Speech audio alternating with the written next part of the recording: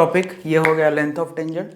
अब next point power of point with respect to circle. Next point, next मतलब हमारा जो टॉपिक है वो concept power of point with respect to circle. Power of a point with respect to circle. ठीक है, तो देखो कैसे, यहाँ पे एक सर्कल है मान लिया, वही GFC वाला ही circle, general circle, x square plus y square plus 2gx plus 2fy plus c is equal to 0। इसके बाहर कोई पॉइंट है मान लिया P ऑफ h के। ठीक है, तो अब यहाँ पे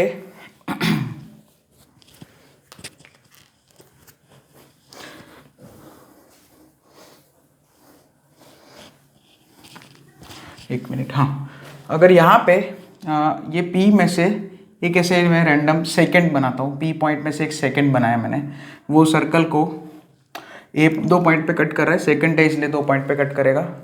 तो मैंने एक सेकंड बनाया A और B, मतलब इंटरसेक्शन पॉइंट है A और B सर्कल के साथ, सेकंड के सेकंड जो है सर्कल को 2 पॉइंट A और B पे इंटरसेक्ट कर रहा है। तो I am interested to find मतलब PA और PB का लेंथ मुझे निकालना है ना। मुझे क्या फाइंड करना है, अच्छा सर्कल कौन सा है, GFC वाला, x square plus y square plus 2gx plus 2fy plus c is equal to 0। तो मुझे क्या फाइंड करना है, I want to find the PA PB। अच्छा, power of point with respect to circle, ये आपने 9th-10th में ऐसा पढ़ा है कि भाई PA सर्कल के बाहर कोई पॉइंट होता है या सर्कल के अंदर कोई पॉइंट होता है। तो PA into PB is equal to, जैसे यहाँ पे दूसरा सेकंड बनाया मान लिया, वो सर्कल को मान लिया C और D में से C, ये P हमारा बेस पॉइंट हो गया, फिक्स पॉइंट हो गया। ये P पॉइंट से हम कहीं भी जो है सेकंड बना सकते हैं, टेंजेंट बना सकते हैं, कुछ भी बना सकते हैं ना, 2 टेंजेंट बना सकते हैं और जितने चाहो उतने सेकंड बना सकते हैं। लेकिन वो सेकंड में जो है ये सेकंड में 2 सेगमेंट बनेंगे, वो पॉइंट के साथ P से A तक का डिस्टेंस है ना, पॉइंट जिस बाहर वाले पॉइंट से या कोई भी, जैसे बाहर या इनसाइड कोई भी होता है, जैसे यहाँ पे तो हम आउटसाइड का देख लेते हैं पहले। तो आउटसाइडर पॉइंट से सर्कल के ऊपर जो सेकंड बनाते हैं, तो वो सर्कल को 2 पॉइंट पे कट कर रहा है, तो वो पॉइंट का उन दोनों पॉइंट से डिस्टेंस का प्रोडक्ट सेम रहता है हमेशा, चाहे आप सेकंड कहीं भी बनाओ। और मान लिया आप टेंजेंट बना देते हो, तो यहाँ पे मान लिया ये T पॉइंट है, तो उसमें भी ऐसा होगा PT इंटू PT, क्योंकि उसमें जो है दोनों ही पॉइंट जो है एक जगह आगे। जैसे कि यहाँ पे टेंजेंट क्या है, मैंने बताया था आपको टेंजेंट का definition, tangent is a limiting case of second. तो यहाँ पे A और B जैसे जैसे एकदम नजदीक आते जाएंगे, तो T ऐसा पॉइंट है जहाँ पे A और B दोनों सेम जगह पे, यानी कि उसमें भी जो है ये रिजल्ट लिख सकते हैं PT इंटू PT। ये तो बहुत ही, मैंने जब हमारा प्लेन जियोमेट्री का वो चल रहा था ना सर्कल के लिए, एकदम इनिशियल लेक्चर्स में ये वैसे भी पढ़ा चुका हूँ, PA into PB is equal to PC into PD is equal to PD square. तो ये चीज़ जो है अपने यूक्लिड जियोमेट्री 10th स्टैंडर्ड में या 9th या 10th, जहाँ पे भी आपने, प्रोबेबली 10th में होगा शायद, तो 10th में जब आपने ये चीज़ प्रूफ की है, ओके, तो वो तो वहाँ पे प्रूफ किया था आपने कॉरस्पॉन्ड यूज करके, वो सब है ना, सिमिलरिटी ऑफ ट्राइंगल से। तो वही सेम चीज़ जो है हम यहाँ पे कोऑर्डिनेट ज्योमेट्री से प्रूफ करेंगे कि PA into PB is equal to PC into PD, वो कांस्टेंट रहेगा हमेशा। क्या रहेगा? कांस्टेंट रहेगा। तो उसके लिए देखो, ये जो लाइन है PB लाइन, मतलब जो ये लाइन है, उसके लिए उस लाइन को जो है हम ट्रिग्नोमेट्रिक फॉर्म में कन्वर्ट करते हैं। जैसे कि मान लिया ये जो लाइन है P में से जो ड्रॉ की है, सेकेंड है मतलब, तो उसका जो है मान लिया tan theta, slope tan theta है, ठीक है, स्लोप इज tan थीटा। यहाँ पे P जो है क्या है, बेस पॉइंट है, फिक्स पॉइंट है। P से मान लिया R1 डिस्टेंस पे A है, और P से R2 डिस्टेंस पे ये हमारा B पॉइंट है ना। तो P और A के बीच का डिस्टेंस मान लिया R1 है, और P से B तक का डिस्टेंस मान लिया R2 है। तो मुझे क्या फाइंड करना है, I want to find R1 into R2। तो अब देखो, एनी पॉइंट, जैसे कि हमने ट्रिग्नोमेट्रिक फॉर्म पढ़ा है, और अगर ये नहीं पता है तो आप स्ट्रेट लाइन के लेक्चर्स देखो, मेरे पुराने मैंने अपलोड किए हैं स्ट्रेट लाइन्स के लेक्चर्स, देखो उसमें any point on line AB A भी बोलो, ए पी बोलो, कुछ भी बोलो, is given by, trigonometric form से लिखते हैं, क्या होगा वो, h plus r cos theta k plus r sine theta. यहाँ पे एच और के फिक्स है क्योंकि पी हमारा फिक्स पॉइंट है, P is a fix point.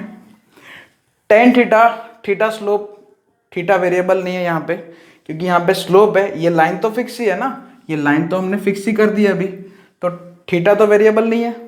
अच्छा, यहाँ पे तो लाइन फिक्स ही है, तो चेंज क्या हो रहा है, डिस्टेंस चेंज हो रहा है, स्लोप, जैसे कि हमारा लाइन का ये इक्वेशन है। अब कुछ लोग यहाँ पे कंफ्यूज हो गए, सर ये तो सर्कल का भी पैरामेट्रिक फॉर्म है ना, सर्कल का भी पैरामेट्रिक फॉर्म है और लाइन का ट्रिग्नोमेट्रिक फॉर्म है, तो दोनों में डिफरेंस क्या है कि अगर ये सर्कल का पैरामेट्रिक फॉर्म अगर मुझे बोलना है तो थीटा वेरिएबल होगा वहाँ पे, है ना, वहाँ पे थीटा मैंने बोला लिखाया था, थीटा बिलोंग्स टू 0 to 2 पाई, है ना, क्लोज ओपन 0 to 2 पाई, तो वहाँ पे थीटा वेरिएबल था, आर रेडियस फिक्स हो जाएगा सर्कल का। अगर इसको मुझे स्ट्रेट लाइन का, कोई स्ट्रेट लाइन का, क्योंकि दोनों के फॉर्मेट सेम है ना, दोनों का फॉर्म सेम है, मतलब है ना, यहाँ पे भी h plus r cos theta, यहाँ पे भी k plus r sine theta. अगर ये सर्कल का पैरामेट्रिक फॉर्म होता तो h और k क्या होता, सर्कल का सेंटर, r मतलब सर्कल का रेडियस और थीटा मतलब वो तो पैरामीटर है, ठीक है। लेकिन यही चीज अगर मैं किसी स्ट्रेट लाइन के लिए बोलूँ तो थीटा मतलब स्लोप एंगल, r मतलब वो variable distance from fix point h के, और ये h के जो पॉइंट है वो भी बेस पॉइंट बोलते हैं उसको, बेस पॉइंट, फिक्स पॉइंट या बेस पॉइंट, वो भी आपका स्ट्रेट लाइन के ऊपर ही होगा, ठीक है। तो मैंने कोई भी पॉइंट ले लिया, है ना, कोई भी पॉइंट जो है ए बी लाइन का, ऐसे लिख सकते हैं। अभी ये हमें जो है ए और बी के बारे में बात करनी है ना, तो ए और बी के बारे में बात करनी है, और ए और बी क्या है, ये दोनों पॉइंट्स क्या है, point of intersection of this circle and this second मतलब दिस लाइन ए बी। तो साइमल्टेनियसली ये लाइन का इक्वेशन, लाइन का ये पैरामेट्रिक फॉर्म हो गया, सॉरी ट्रिग्नोमेट्रिक फॉर्म हो गया, ये लाइन का इक्वेशन बोलते हैं ना इसको, x is equal to h plus r cos theta. लिखते कैसे है, ये तो पॉइंट लिख दिया, लाइन का पैरामेट्रिक यानी कि सॉरी ट्रिग्नोमेट्रिक फॉर्म ऐसे लिखेंगे, x is equal to h plus r cos theta, y is equal to k plus r sine theta, ठीक है। तो a और b के कोऑर्डिनेट्स मुझे समझने, क्योंकि मुझे r1 और r2 का प्रोडक्ट चाहिए, तो हम क्या करेंगे, साइमल्टेनियसली लाइन के इक्वेशन को सर्कल के इक्वेशन के साथ सॉल्व करेंगे। यानी कि मैं क्या करूंगा, सर्कल का जो इक्वेशन है उसमें x की जगह ये पुट करूंगा h plus r cos theta, और y की जगह k plus r sine theta put करूंगा। तो मुझे पता है यहाँ पे r वेरिएबल है, ठीक है, तो उसको भी दिमाग में रखेंगे, थीटा वेरिएबल नहीं है, थीटा तो कांस्टेंट हो गया है अभी एक लाइन, तो यहाँ पे h plus r cos theta यानी कि h plus r cos theta whole square, और y की जगह k plus r sine theta, k plus r sine theta whole square plus 2gx यानी कि 2g h plus r cos theta plus 2f k plus r sine theta plus c is equal to 0। इसको अच्छे से अगर solve करोगे तो r में अभी देखो क्वाड्रेटिक आएगा ऐसा, यहाँ पे देखो आर स्क्वायर, ये भी आर स्क्वायर, वो तो 1 हो जाएगा, r square cos square theta, r square sine square theta, फिर 2HR cos theta plus 2KR sine theta. अच्छा, आर वाले सारे टर्म्स लिख के मैं ऐड करके उसमें से R कॉमन ही निकाल देता हूँ, तो ही ज़्यादा स्टेप नहीं लिखता हूँ मैं। यहाँ पे देखो R वाला एक टर्म आएगा 2H cos थीटा, मैं R कॉमन निकाल के ही रखता हूँ, R तो कॉमन निकाल के रखता हूँ। वैसे उसका वैसे कोई काम ही नहीं है जो है ना, R वाला जो टर्म आएगा उसका, और यहाँ पे 2k साइन थीटा यहाँ से आएगा, फिर यहाँ से क्या आएगा 2g cos थीटा, और यहाँ से आएगा 2f साइन थीटा, r तो कॉमन निकाल ही दिया है, तो r वाले ये 4 टर्म्स आ रहे हैं, और बाकी बचे जो भी टर्म्स है वो सब कांस्टेंट टर्म में आ जाएंगे। यानी कि मैं क्या कर रहा हूँ पता है, क्योंकि यहाँ पे मुझे पता है r वेरिएबल है, सो ये जो है यहाँ पे r में एक क्वाड्रेटिक फॉर्म हो जाएगा, ठीक है। साइमल्टेनियसली दोनों इक्वेशन को सॉल्व कर रहे हैं, इसलिए जो वेरिएबल होगा उसको हम, है ना, उसके जो वेरिएबल होगा वो फॉर्म में इक्वेशन आ जाएगा, और constant term h square plus k square plus 2gh plus 2fy plus c is equal to 0। तो r में ये इतना बड़ा क्वाड्रेटिक आ जाएगा, ठीक है। अब यहाँ पे जो कांस्टेंट हम देख रहे हो वो सर्कल का इक्वेशन जैसा ही लग रहा है आपको। देखो एच स्क्वायर है प्लस के स्क्वायर है प्लस 2gh है, मतलब उसका फॉर्म यही है। बस सर्कल के इक्वेशन में क्या किया इन लोगों ने, जो एक्सप्रेशन है सर्कल का उसमें पी के कोऑर्डिनेट्स लग दिया, खाली एक्स की जगह एच पुट किया है, के की जगह वाई की जगह के हो गया। देखो है ना, ऐसा आ रहा है। तो वो तो क्या हो गया, जैसे कि h square plus k square plus 2gh plus 2fy plus c, यहाँ पे ये जो एक्सप्रेशन है उसको क्या बोलेंगे, S1 बोल देंगे, S1 या S ऑफ P बोल देंगे, है ना, क्योंकि सर्कल के बाहर का पॉइंट है ना। टेंजेंट जैसे वो टेंजेंट का लेंथ ही उसका स्क्वायर हो जाएगा, सॉरी ये जो चीज़ है क्या है, P पॉइंट में से जो हम टेंजेंट बना रहे हैं उसका PT या PT स्क्वायर है, ठीक है। क्योंकि अभी हमने लेंथ ऑफ टेंजेंट पढ़ा इसके प्रीवियस लेक्चर में, है ना, उसमें देखा कि PT क्या होता है, length of tangent under root S1 होता है। लेंथ ऑफ टेंजेंट सर्कल के बाहर के पॉइंट से length of tangent under root S1, तो S1 क्या हो जाएगा, टेंजेंट का स्क्वायर, लेंथ ऑफ टेंजेंट का स्क्वायर, ठीक है। तो अब यहाँ पे मुझे क्या चाहिए, P I into P B बोले तो R1 इंटू R2 चाहिए। अच्छा यहाँ पे हमने A और B के लिए ही सॉल्व कर रहे हैं, मतलब ये जो R में क्वाड्रेटिक आया है उसके दो रूट क्या होंगे, R1 और R2 ही होंगे, क्योंकि हम ये दो पॉइंट के लिए सॉल्व कर रहे हैं, A और B के लिए तो सॉल्व कर रहे हैं ना। ये जो सेकंड बना है हमने ये जो चीज की है उस किस लिए की है, कौन से दो पॉइंट के लिए, A और B के लिए की है। तो यहाँ पे R वेरिएबल हो रहा है, तो हमने सबसे पहले सपोज किया था P से लेके R तक का डिस्टेंस R1 है और P से B तक का डिस्टेंस R2 है। तो ये जो R में क्वाड्रेटिक आया है उसके दो रूट्स R1 R2 होंगे, तो प्रोडक्ट ऑफ रूट्स कितना होगा, C बाई ए, यानी कि h square plus k square plus 2gh plus 2fy plus c divided by 1, R square का कोफिशिएंट 1 ही है। हाँ तो बस यही है, R1 मतलब PA है। अच्छा ये R1 और R2 यहाँ पे स्ट्रेट लाइन में एल्जेब्रिक डिस्टेंस होते हैं, है ना। ये R1 और R2 कैसे होते हैं, स्ट्रेट लाइन में एल्जेब्रिक डिस्टेंस होते हैं। लेकिन यहाँ पे ये जो दोनों पॉइंट है A और B, ये जो हमने बेस पॉइंट लिया है उसकी सेम साइड पे है ना, कि यहाँ पे दोनों ही लेफ्ट साइड पे है, यानी कि R1 अगर पॉजिटिव होगा तो R2 भी पॉजिटिव होगा, है ना। ये P A और B ऐसे है ना, ये जो हमारे दोनों पॉइंट है इस वाले केस में, जब आपका P पॉइंट बाहर है, सर्कल के बाहर है, आउटसाइड द सर्कल है, तो ये दोनों ही पॉइंट जो है इंटरसेक्शन पॉइंट है ना, सर्कल के साथ जो इंटरसेक्शन पॉइंट है वो दोनों ही पॉइंट जो है बेस पॉइंट के रिस्पेक्ट में सेम साइड पे दिख रहे हैं, दोनों ही लेफ्ट साइड पे है।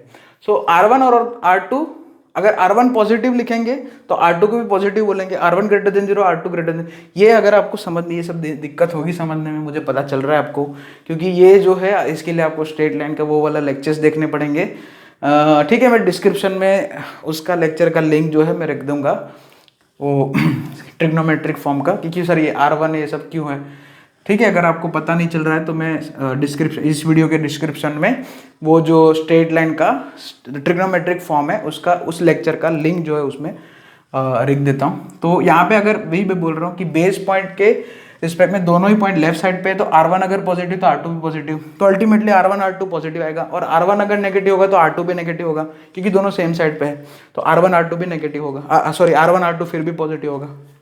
ओके तो यहाँ पे मैं बस यहाँ पे सीधा ही लिख दूँ PA इंटू PB, क्योंकि PA PB तो डिस्टेंस है, और ये क्या हो जाएगा S1, S1 मतलब S ऑफ P भी बोल सकते हैं, है ना, यानी कि टेंजेंट का स्क्वायर, यानी कि PT स्क्वायर, है ना। प्रीवियस लेक्चर में अभी हमने जस्ट प्रूफ किया कि what is the meaning of PT, PT होता है लेंथ ऑफ टेंजेंट कितना क्या होता है अंडर रूट S1, तो S1 क्या हो जाएगा PT स्क्वायर।